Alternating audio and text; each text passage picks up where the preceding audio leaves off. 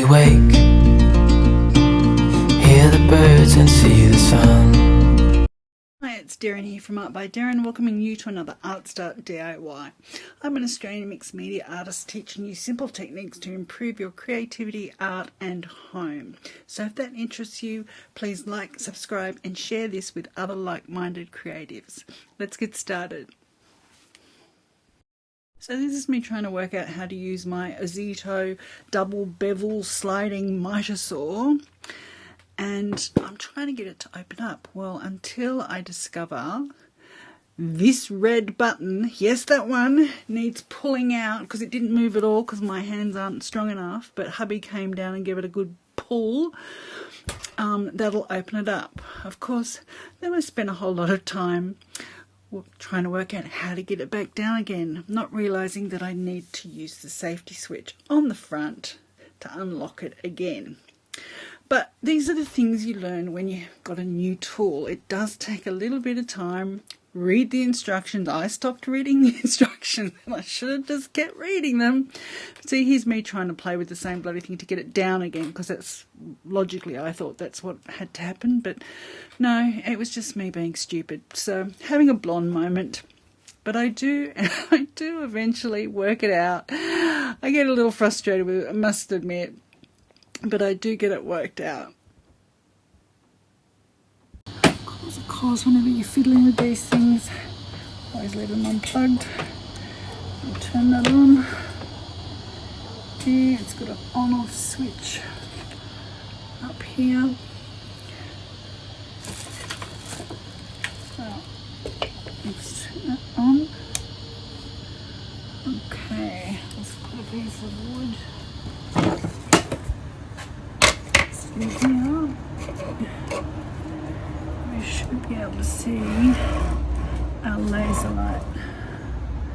So I'll show that to you. You can see that there. You don't see it until the wood is right up there, up against there. So, and this is back here. So that's how you line up where you want to cut. Okay, let's put the feet on. The fence is on. Now I need to screw these in, put these in, and put this on as well. Goes on. Right. I'll bring you and have a look. Okay, so there's one bit of wood. See that laser? I know that's square because I use my carpenter's square. I'll double check it again, but go down for it straight. Now, there, boom. That's straight. Okay, I think the laser's being bent because there's a bit of bend here. I'm just going to spin it around the other way just to see what it does. I really lost you. You okay? So suffice to say, it takes me a little minute to realise what I'd done. I hadn't put the bevel knob on, so I sort of wasn't registering bevel at all in my brain. It does take me a moment to go, hang on a second, it's not set to 0. And here we go. Oh, there we go, bright idea, we've got it. So take the wood out again and move the bevel, and we are at 0, which means a straight line. Yay!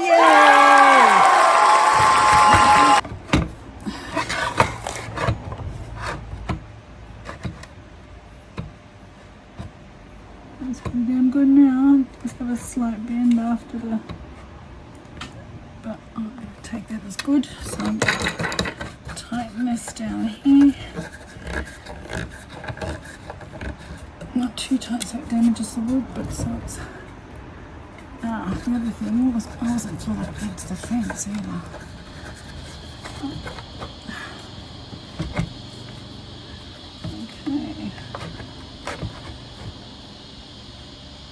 Okay, now it is perfect. That was my fault. I'll show you what happened. So here, I didn't have this right up against the fence on both sides. Okay, I've had ponytails, necklaces get tucked into my bra. So I pull them out of the way. So this, it's a matter of, you should have ear protection on too. So this goes, we're going to go down and down, and it's not going to go down, why not? So I got the bloody thing to work, and I cut it off. And I cut my piece of wood, which was fantastic, but I didn't turn the camera on, so you have to wait for the next one. I'll show you a trick. If you don't forget your measurement, painter's tape, stick it on there.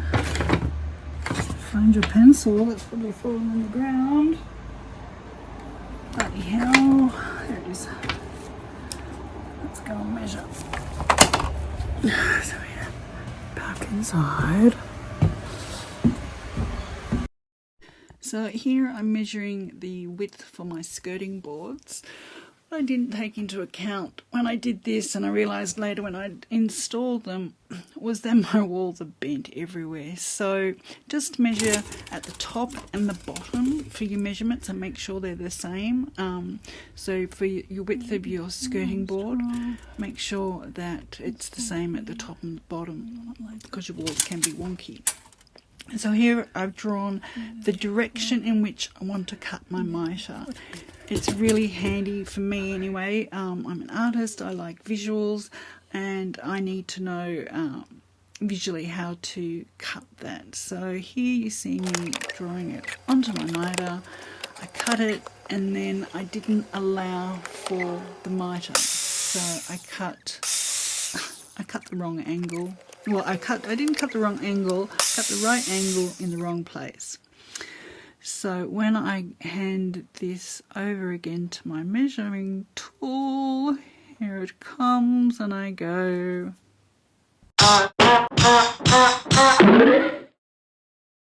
Didn't allow for that. Every time. Okay.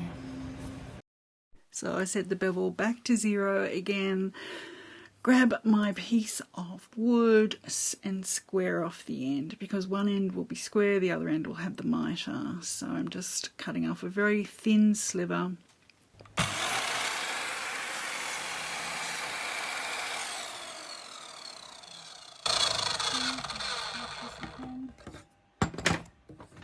Around 45.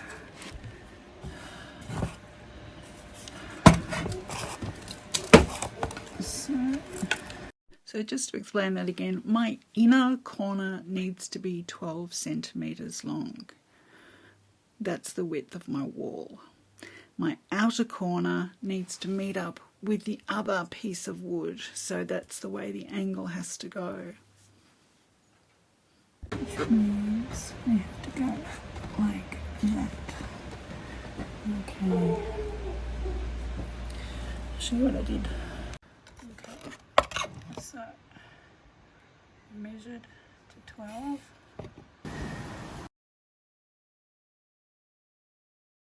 Oh my god, you were off for that whole thing. Bloody hell. What I did was I turned it upside down to get my 45, so that when it joined with my other piece, this, it would make my lovely 45 corner, see, like that. So then this piece I have to measure from here to here. Now, turn this on so my laser comes on. Just right there. I notice my ponytail's hanging down, so I'm gonna tuck that away up in my bra again.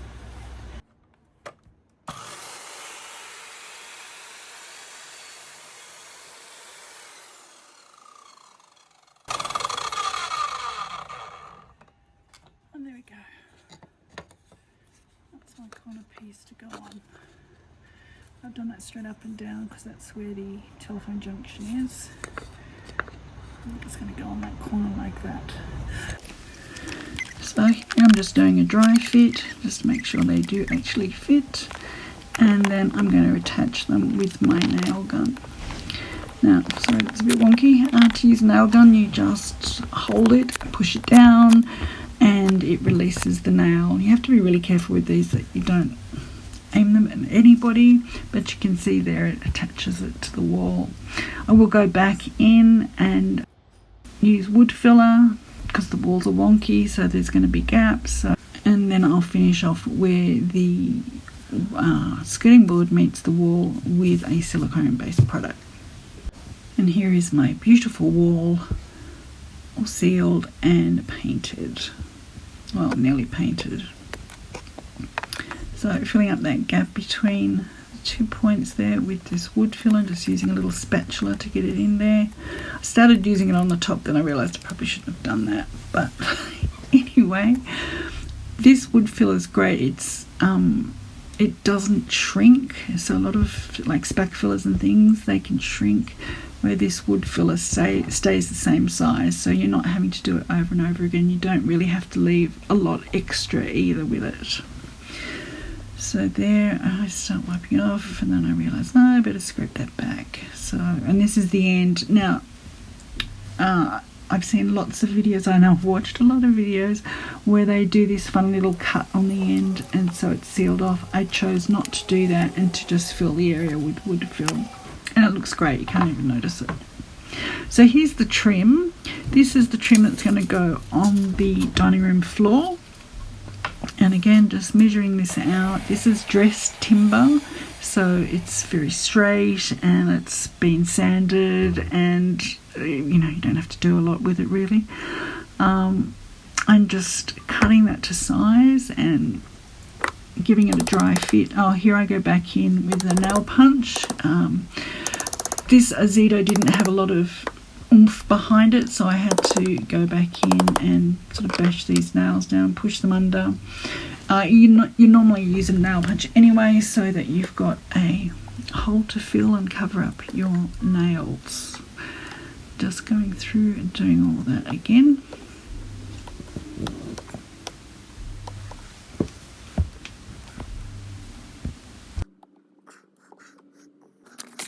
Do give the timber a light sand because in preparation for staining.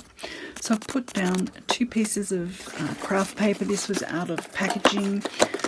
One to catch all the sawdust, and you'll see what I do here, and then I flip that over so I've got a sawdust free zone basically, but the paper underneath catches it, of course.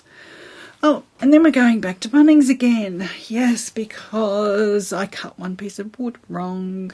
I only had just enough. Always get extra. Otherwise you'll make a 45-minute trip to Bunnings like I do, and 45 minutes back.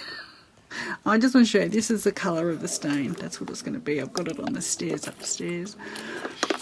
And I brush stain on with a brush. I just always find it easier. This is a stain and varnish. It's a little bit different to most stains. Most stains you sort of put them on and rub them off. This you kind of want to leave it. I like it, this dark colour. You can see the contrast there with the stairs. I chose this, it's called Japanese Black. It's by, I think it's Feast and Watson or something. And I picked out the darkest colour that's in the natural wood because the floor is a natural jarrah, I think.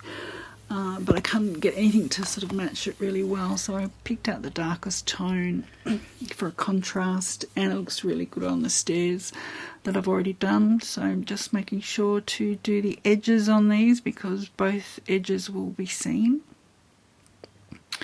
and getting off any extra as I go, you can see there. So I've done both sides now. So here I wipe this off, and then I remember, hang on, I'm using this varnish, I shouldn't be doing this. But I mean, you can of course wipe it off if that's the colour that you'd like. It's a bit grey when it's that colour for me. So I'm going to put a second coat on, and I wrap up my brush You can wrap it up in cling wrap, or you can just use the gloves you've got on and wrap it up in one of those. But of course I'm off to do something else, because you've always got 100 things going when you're doing a renovation. So I'm setting up these skirting boards now that I have attached and filled and sanded, and now I'm going to paint them with a gloss white, an acrylic based gloss white. It's the easiest to keep clean. These are the other trim pieces that are going on the front of that little pony wall there. I think it's called step down or whatever it is. Again, these need painting on both sides. I gave these 2 coats of paint as well, and I painted it in the colour of the wall, so it's the same, so you don't notice it so much. And there's my baby girl. There's Tara. She's such a sweetheart. She's always supervising as I'm going. Always ready for a cuddle and a play. She's so cute. Sorry, enough of her. So, attaching these. Remember, I had so much problem getting these boards off in the first place. That's why. Wood glue. It's fantastic stuff. I just put it all over and then attached with my nail gun. I forgot what it's called there for a second. Okay, doing the same thing to the wall trim, gluing, holding that on to cover basically the seam of the plaster there, and again nailing that on with a few nails, and then going around and punching the nails and filling them and covering them just with a drop of stain over the top, and a drop of paint over the other ones as well.